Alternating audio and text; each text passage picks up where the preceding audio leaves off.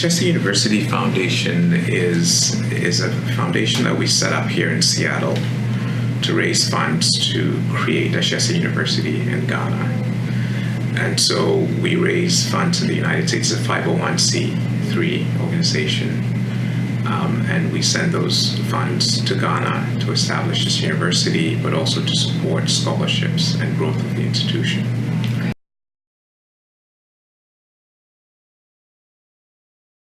The university is, I like to describe it not just as a university, but as an organization that is about a transformation in Africa. Our vision is to contribute towards transforming Africa. And we see that we're going to do that by educating a new generation of ethical entrepreneurial leaders in Africa. And specifically, changing the educational model in Ghana from rote learning to critical thinking, problem solving, with a deep emphasis on ethics and empathy and compassion.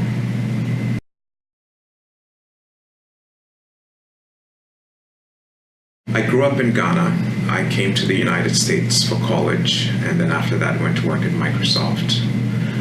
While I was at Microsoft, my son was born, and he was born around the time when there were major problems in Somalia and Rwanda.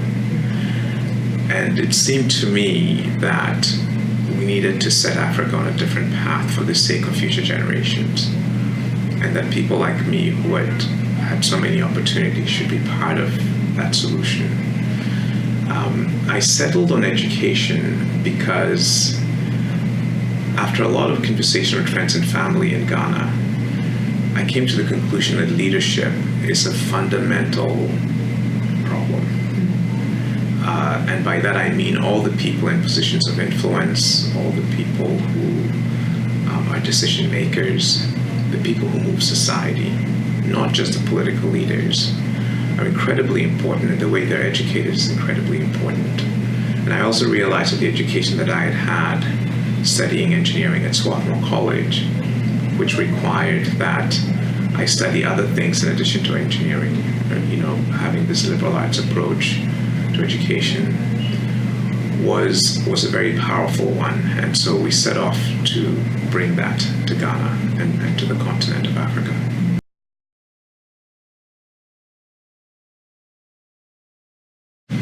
Yes, I did. I gave up a rewarding career at Microsoft to set this up. And, I've got to say that, one of the things that we used to talk a lot about at Microsoft was that we were off to change the world, right? We were designing software and implementing software to change the world. And at some point, I realized that I could make a big change in the world by re-engaging in Africa. So that's why I stepped away to set off on that path.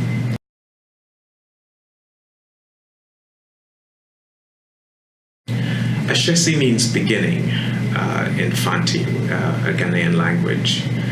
And we chose that name because, when I quit Microsoft, I used to wake up every once in a while and wonder if I'd done the right thing.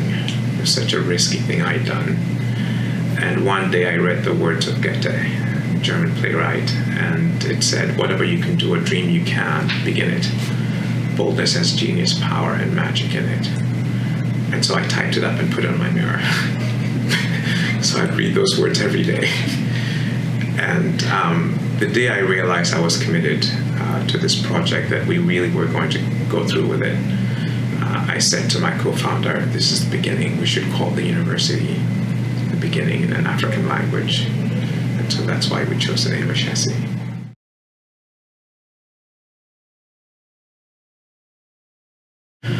Our graduates are making change in Africa in a very broad sense. I'd say the first one is that I think Ashesi demonstrated just what new graduates from college are capable of, that they could be capable of so much more than when they're educated to just memorize information.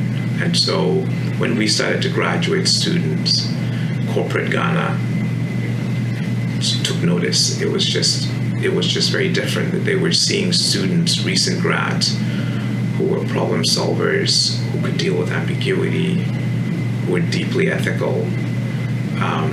Entrepreneurs loved to hire from our institution. The banks loved to hire from our institution. So that was the first change.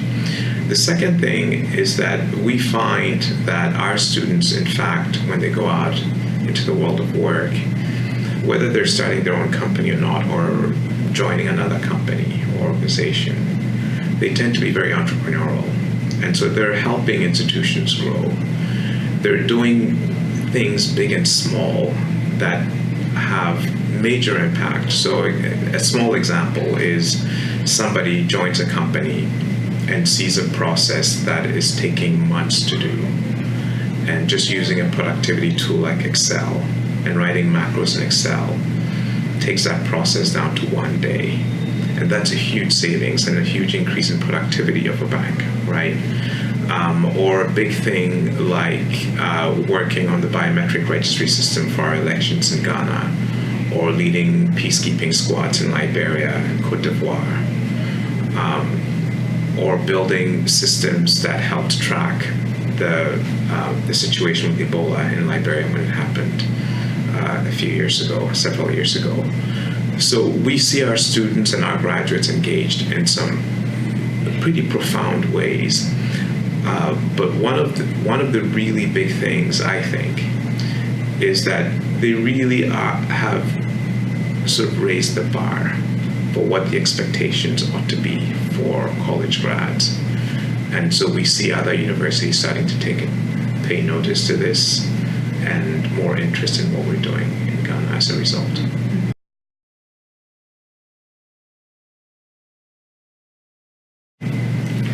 We teach ethical leadership in a very broad spectrum way. So the first I would say is that we have to model the behavior that we expect of our students and our grads. So we run Ashesi in a very transparent way. We have very strict requirements of ourselves about ethical behavior. We've never paid a bribe. We've been operating in Ghana for 15 years. And so we model that. And I'm very open with our students about the finances of the university. We talk about problems in a very honest, open way. The second is work that we've done in the curriculum. So in our curriculum, we don't have a course called ethics, right? But we have, one of the learning goals of our institution is to build ethical leadership. And so every instructor, when they come up with a course syllabi, they have to think about how they're going to address the 8 learning goals of Ashesi, one of which is ethics, and make sure they incorporate it into their class. We have a set of leadership seminars, there are 4 of them. There's one on sort of discussing the challenges of leadership. And they read everything from Machiavelli's Prince to Gandhi. And they have conversations about that, and they write reflective papers about what kind of leaders they want to be as students first, and eventually in their society. There's a seminar on what constitutes the governance of the good society, and that's about the rule of law, rights, and ethics, sort of at a macro level.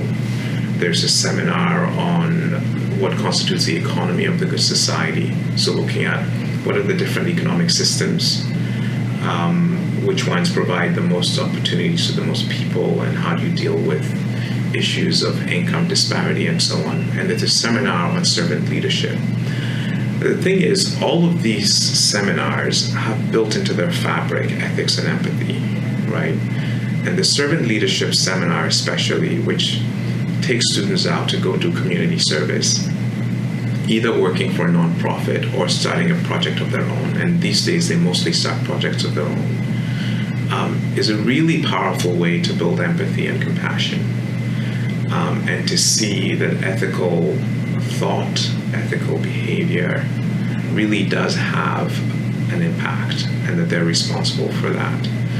And then finally, we challenged our students to create the good society on their own campus, right? And one of the results of that challenge that we threw to them is that they implemented the first honor system in Africa, where they promised not to cheat and to not tolerate those who do, and so we don't need to proctor their exams. They're more thoughtful about how they choose their student leaders, and I think it was in 2007, Ashesi students elected the first woman as student government president in Ghana's history. And within 3 years after that, 5 universities had followed, and now it's become normal that women will run for student government elections and they will win. And so, you know, it's sort of a range of things that we've done. And I should also say that there's also a hard edge to it, right? So all the stuff I've talked about is nice, wonderful, visionary stuff. But there's also a part of Ashesi that is really about enforcing our regulations, right? So we do sanction students who violate the rules, the code of ethics, and the body that adjudicates those cases, it has 5 people on it. There are 2 students, there's an executive, there's an administrator, and there's a faculty member. So it's the entire university community represented that is making these tough decisions and saying, look, we really do mean that we insist on ethical behavior.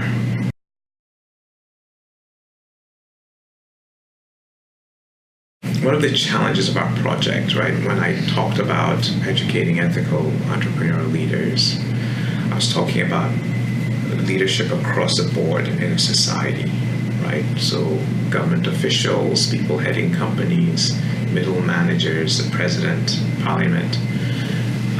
And you look at 20-some-year-olds, they're going to be those leaders fast forward 20, 30 years, right? But we needed to somehow measure that we're on the track so that 20, 30 years forward, we will in fact see what we're aiming for. And so we measure some basic things, right? So we measure, for example, does our community reflect the kind of society we would like our students to be a part of creating? So the ethical posture of our community, for example, is something that we pay attention to and measure. The diversity of our community. Are we gender balanced? Is this a campus that is accessible by people in wheelchairs? Is it diverse economically? So we measure that and make sure that we're living according to the society that we want to create. We, as I said, we have these learning goals that, you know, ethics and civic engagement, quantitative reasoning, curiosity, technological competence, and so on. We measure that, right? Not only in how students perform in the classroom, but we do surveys of corporate Ghana and have them rate our students on a scale of how well are they doing along these 7 or 8 learning goals. We measure job placement after graduation. It's not just job placement, it's jobs or startups or graduate school, right? And since we started, we've always had 90% plus placement within 6 months of graduation. So within 6 months, 90% of our students, some years it's been 100%, will have been placed in a good job or have started their own business or in graduate school. And that's a way of measuring, is the quality of education where it needs to be? Recently, we've started to do an additional metric that we're checking is we've built these international exchange programs with U.S. universities. And so they send their students to us, we send our students here, And we pay attention. If somebody is an A student at Ashesi, when they get to Swarthmore College or McAllister, are they an A student there as well? Because that's how we know that we're actually executing, at a world standard. And then we're also measuring completion rates, right? So we currently have 70% graduation in 4 years and 80% graduation in 5 or 6 years. And that compares very favorably to some of the best universities in the United States. We want to take that number up to 80 and 90%. Then we'll match, the likes of Stanford and Swarthmore and Princeton and so on.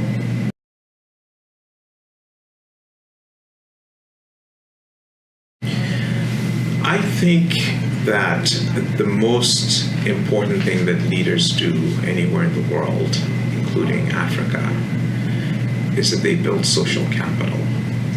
And by social capital, I mean leaders are those who inspire people and rally people and organize people to pursue some common goal together, right?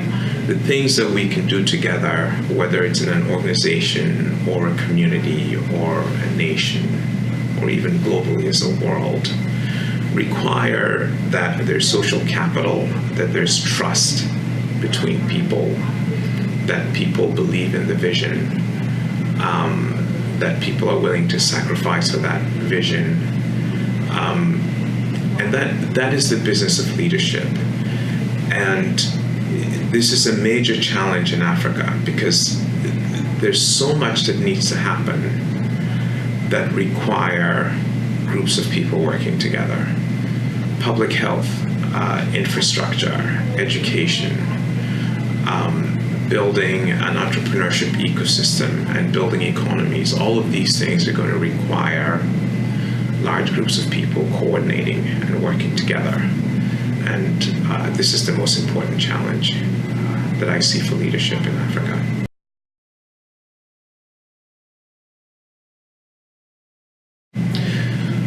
When there's not effective leadership, you have, in the worst case scenarios, you have conflict, right? So conflict comes about when competition is not properly managed, right? So competition of ideas, competition for resources.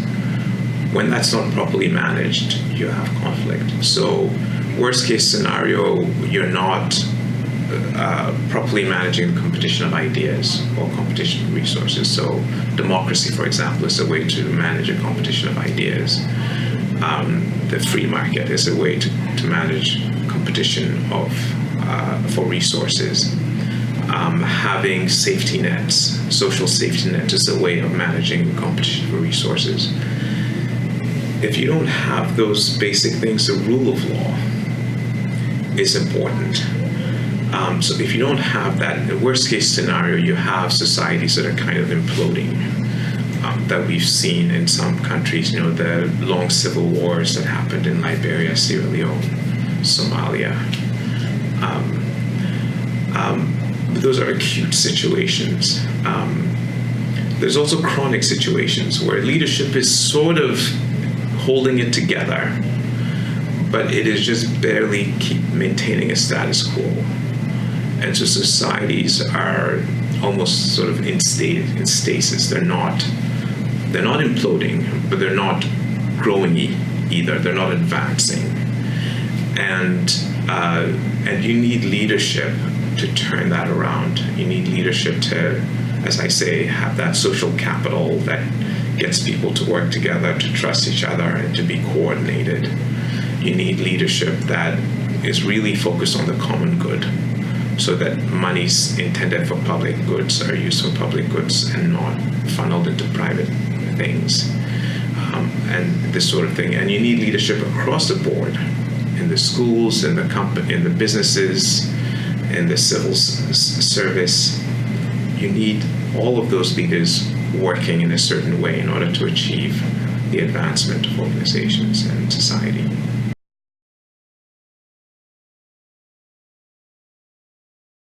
When I look at Ashesi today, it is possible. Ashesi exists actually because of a global effort. And Seattle has been a huge part of that because of the network that I had at Microsoft that got engaged with us from the very beginning. But it's been an effort across space and time. So there are people who've done things here that have dramatically transformed lives of individuals in Ghana, individuals in Kenya, Nigeria, that they don't even know. And there are people who educated all of us, right, from kindergarten. And so, like, my own teachers from when I was a kid are part of the Ashesi story, and they don't even really know it, right? And so when I look at what Ashesi is and what we're doing, I see that as it is a result of a lot of work and a lot of effort from many, many different people that have made this possible, and it's very sobering to see, to reflect on that.